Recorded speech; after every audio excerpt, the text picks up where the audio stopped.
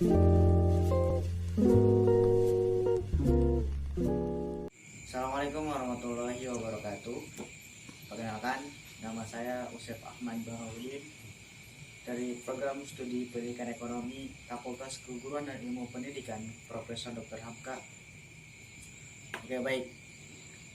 Saya di sini akan berbagi pengetahuan ataupun sedikit menerangkan tentang strategi pemasaran. Oke, baik teman-teman. Sebelum kita berlanjut, apakah ada yang tahu tentang strategi itu apa? Pemasaran itu apa? Oke, baik teman-teman. Jadi seperti ini. Strategi itu adalah penyusunan atau eksekusi suatu kegiatan yang ingin kita lakukan agar supaya kegiatan yang kita lakukan itu supaya sesuai dengan apa yang kita inginkan. Jadi seperti itu teman-teman. Strategi itu seperti itu. Supaya apa yang kita inginkan dari suatu kegiatan kita itu berjalan dengan lancar, berjalan dengan sesuai apa yang kita inginkan. Oke, jadi pemasaran itu seperti ini teman-teman. Pemasaran adalah serangkaian institusi atau mengomunikasikan dan mempertukarkan tawaran yang bernilai pelanggan. Jadi pemasaran itu seperti itu teman-teman.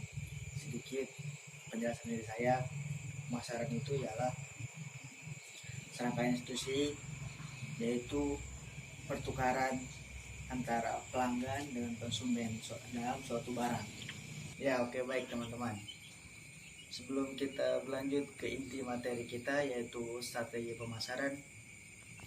Nah, di sini saya akan menjelaskan ataupun membaca daftar pembahasan yang kita ingin bahas 2 menit ke depan.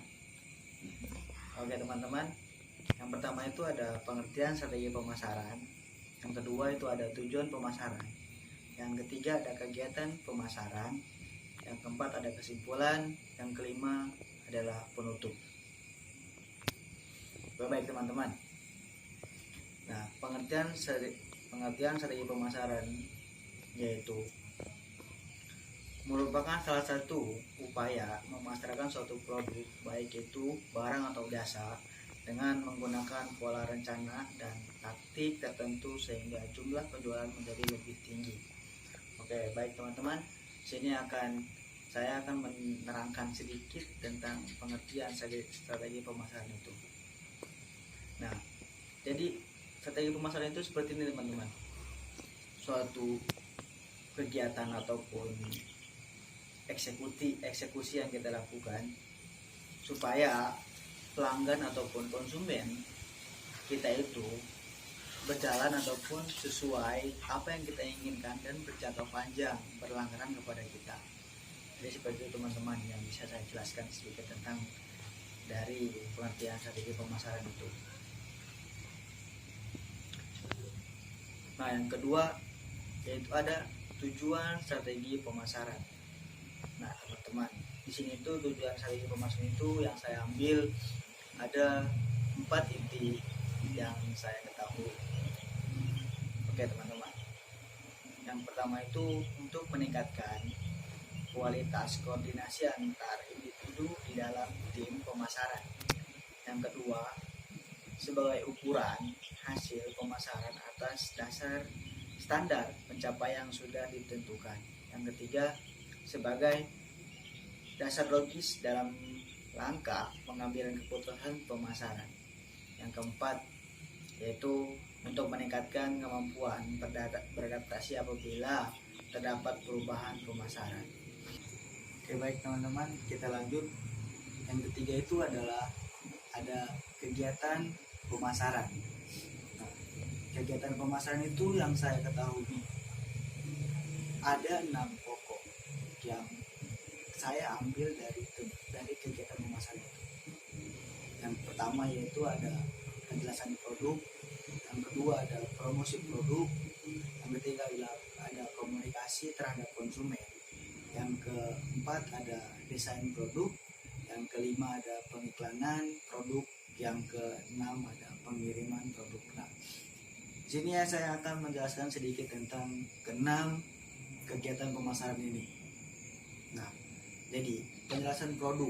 Nah, jadi jika kita membuat produk itu harus jelas produk apa yang kita buat, seperti apa produk yang kita buat, ataupun tujuan kenapa kita membuat produk seperti itu.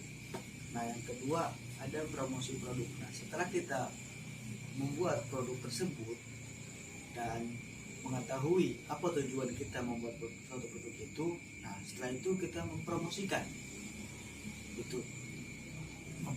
suatu produk tersebut agar pelanggan ataupun konsumen tertarik dengan produk kita.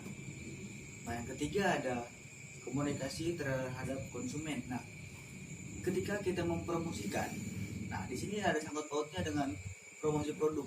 Nah, komunikasi kita terhadap produk itu, terhadap konsumen itu harus baik,